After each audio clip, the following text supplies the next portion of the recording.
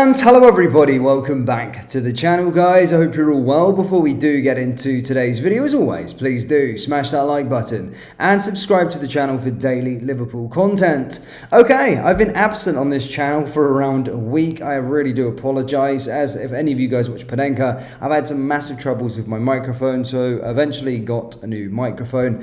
So back and ready to go to keep delivering content in the Liverpool news space. A lot, of course, has happened over the last 2 days. Of course, Liverpool beat Manchester City to make a giant leap towards the title. Now, I know it's only been, 13 games, but a great place to currently be at this moment in time, and super happy with this club's performance so far. So yeah, super happy. Again, you can't take this smile off my face at this moment in time. I thought it was a real dominating performance from Liverpool.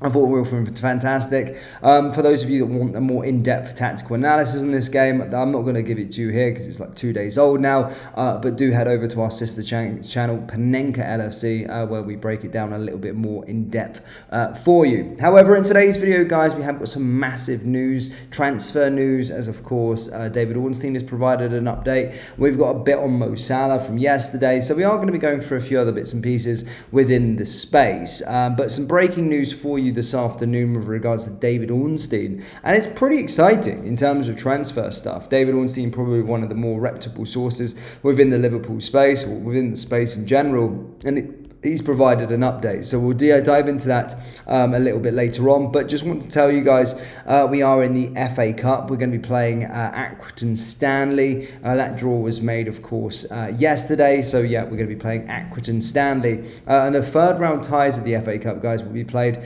between Friday the 10th and Monday the 13th of January 2025.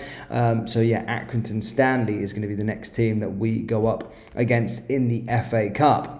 If you live and breathe football, Sarah's Best of Europe is your game. The first step is just simple. Just use my link to sign up and you'll earn $50 in credit to get started. Then the fun begins. As you build your 5-player squad, choose your captain wisely for those crucial bonus points and join competitions to compete for a once-in-a-lifetime experiences. Your football knowledge can earn you unmatched rewards. Imagine traveling with European giants to Champions League games, or enjoying VIP access to football's biggest matches.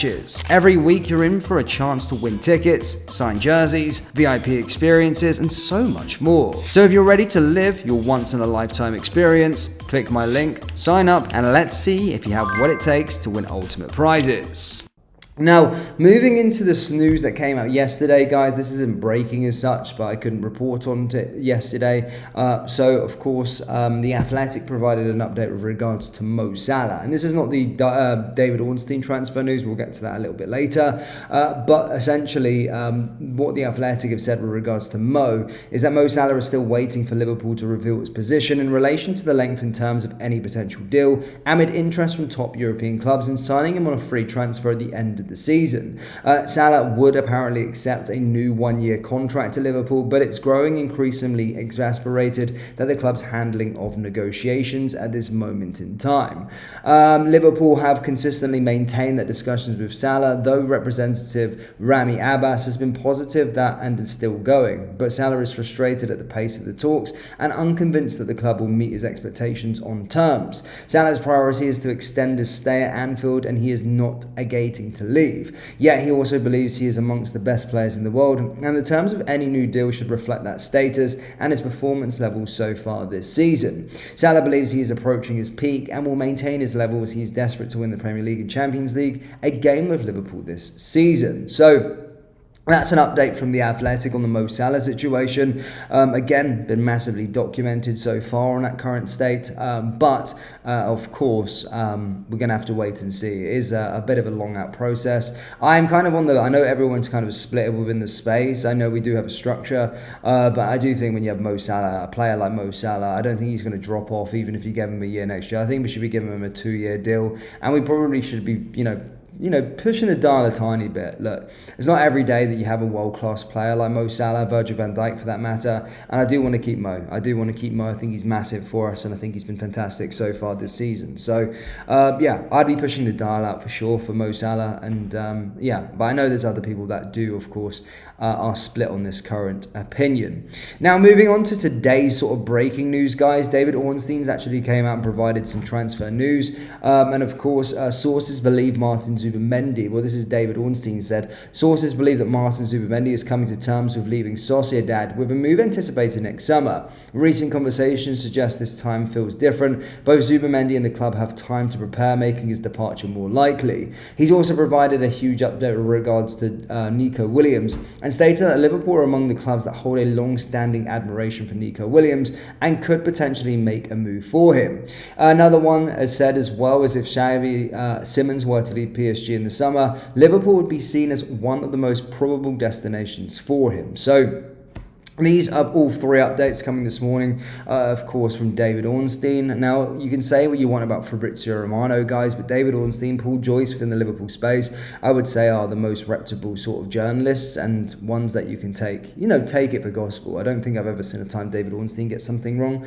And never really with Paul Joyce. Yes, Fabrizio has turned into a bit more of a like merchant and just repost anything, but with those two, I certainly think they're very, very reputable. And one out of that would really excite me is Xavi Simons, and then Nico Williams, of course, as well, and then Zubimendi, of course. I mean, if we went and got those three players, that would be absolutely amazing.